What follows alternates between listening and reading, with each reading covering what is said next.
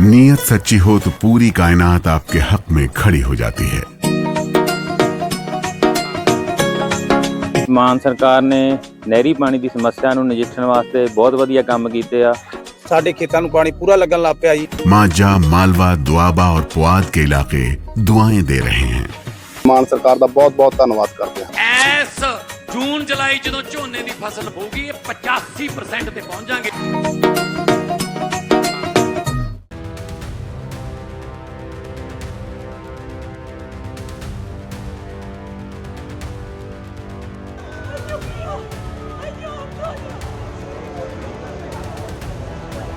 दक्षिण अमेरिकी देश वेनेजुएला इन दिनों दो अलग अलग वजह से पूरी दुनिया का ध्यान अपनी ओर खींच रहा है। पहली वजह है हाल ही में आए भीषण भूकंप जिसने हजारों परिवारों की जिंदगी बदल कर रख दी। दूसरी वजह है राजधानी काराकास के ऊपर दिखाई दिया एक रहस्यमयी गहरा लाल आसमान। अब सोशल मीडिया पर इस घटना के वीडियो तेजी से वायरल हुए हैं और देखते ही देखते तरह तरह के दावे सामने आने लगे हैं। कुछ लोगों ने इसे प्रकृति की चेतावनी बताया तो कुछ लोगों ने इसे भूकंप से जुड़ी रहस्यमयी घटना करार दिया है। हालांकि वैज्ञानिकों का कहना है कि इस लाल आसमान का भूकंप से कोई प्रत्यक्ष संबंध नहीं है। ये पूरी तरह एक प्राकृतिक वायुमंडलीय घटना है जिसे स्थानीय भाषा में कैंडेलाजो कहा जाता है।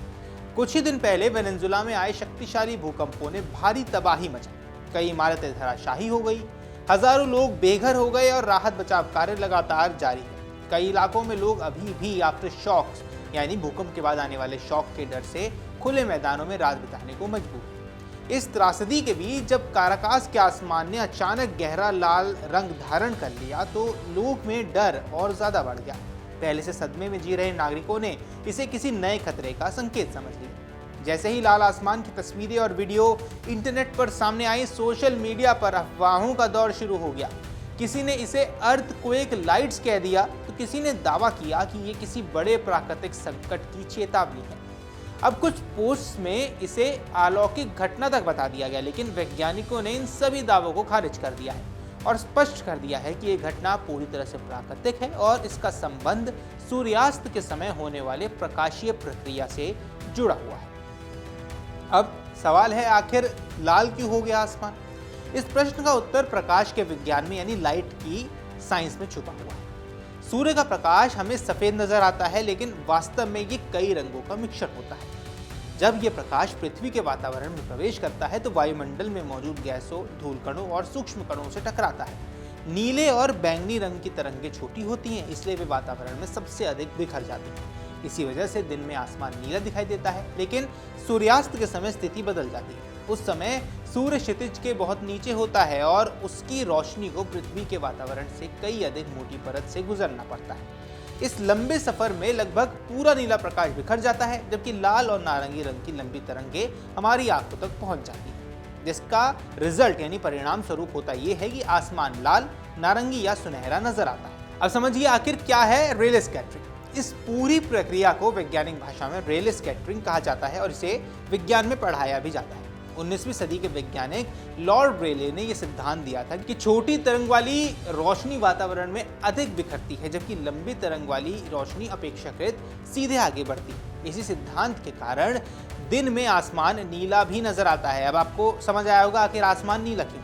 सूर्योदय और सूर्यास्त के समय लाल या नारंगी रंग नजर आता है। कभी कभी विशेष परिस्थितियों में पूरा आसमान गहरे लाल रंग का भी नजर आता है। तो सवाल है, फिर काराकास का आसमान इतना ज्यादा लाल क्यों दिखा? वैज्ञानिकों की माने केवल सूर्यास्त ही इसकी वजह नहीं था। उस समय वातावरण में बड़ी मात्रा में धूल, नमी और सूक्ष्म एरोसोल मौजूद थे। इन कणों ने नीले प्रकाश को और अधिक बिखेर दिया, जिससे लाल रंग सामान्य दिनों की तुलना में कई ज्यादा गहरा हो गया।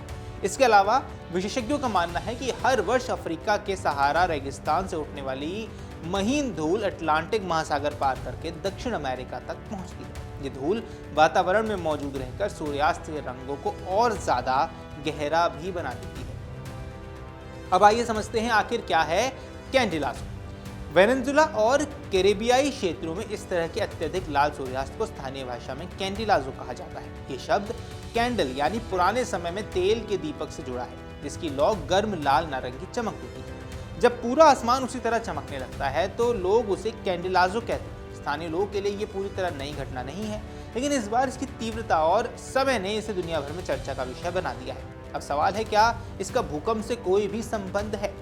इसका जवाब है नहीं। हालांकि लाल आसमान भूकंप के कुछ दिनों बाद दिखाई दिया, लेकिन वैज्ञानिकों को दोनों घटनाओं के बीच कोई प्रत्यक्ष संबंध नहीं मिला है।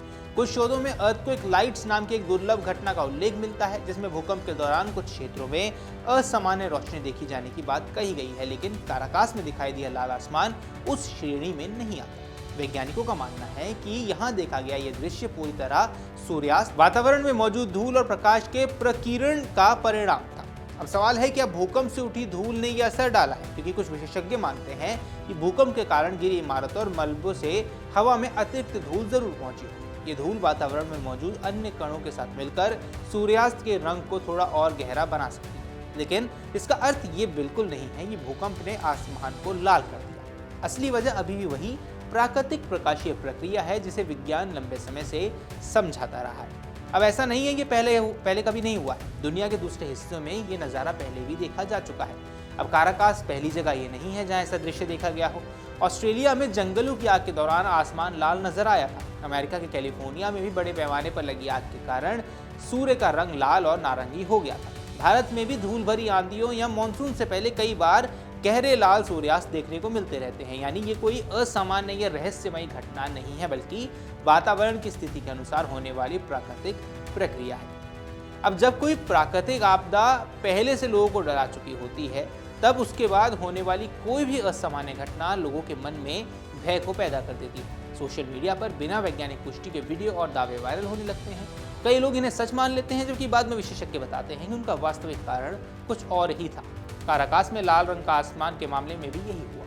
कुछ घंटों के भीतर लाखों लोगों ने वीडियो देखे और अलग अलग तरह के निष्कर्ष निकाल लिए, जबकि वैज्ञानिक शुरुआत से ही इसे सामान्य वायुमंडलीय घटना बताते रहे। लाल आसमान की चर्चा के बीच वेनेजुएला में राहत और बचाव कार्य अभी भी जारी है।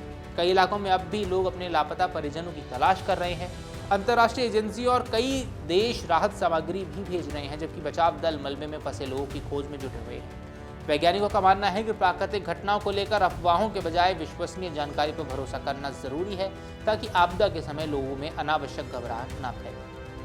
काराकास का रक्तम लाल आसमान देखने को जितना रहस्यमयी था, उसके पीछे का विज्ञान उतना ही सरल। ये दृश्य भूकंप, किसी अलौकिक शक्ति या भविष्य की चेतावनी का संकेत बिल्कुल नहीं था। ये सूर्यास्त के समय होने वाली रेल स्कैटरिंग, वातावरण में मौजूद धूल कणों और सहारा से आए सूक्ष्म कणों के संयुक्त प्रभाव का परिणाम था। ये घटना हमें एक महत्वपूर्ण सीख भी देती है। किसी भी असामान्य प्राकृतिक दृश्य को अंधविश्वास या अफवाहों से जोड़ने के बजाय वैज्ञानिक तथ्यों के आधार पर समझना बेहद जरूरी है। प्रकृति कई बार ऐसे अद्भुत दृश्य प्रस्तुत करती है जो हमें हैरान जरूर करती है, लेकिन उनके पीछे ठोस वैज्ञानिक कारण मौजूद होते हैं। काराकास का लाल आसमान भी उन्हीं दुर्लभ लेकिन पूरी तरह प्राकृतिक घटनाओं में से एक था, ना कि किसी संकेत का रूप था। अब इस पर आपकी जो कुछ भी राय है हमें कमेंट सेक्शन में जरूर बताएं। फिलहाल के इस वीडियो में इतना ही। नमस्कार। अगर आप ये वीडियो YouTube पर देख रहे हैं तो हमारे चैनल को सब्सक्राइब कर बेल आइकन दबाएं, और Facebook पर देख रहे हैं तो हमारे पेज को लाइक करें।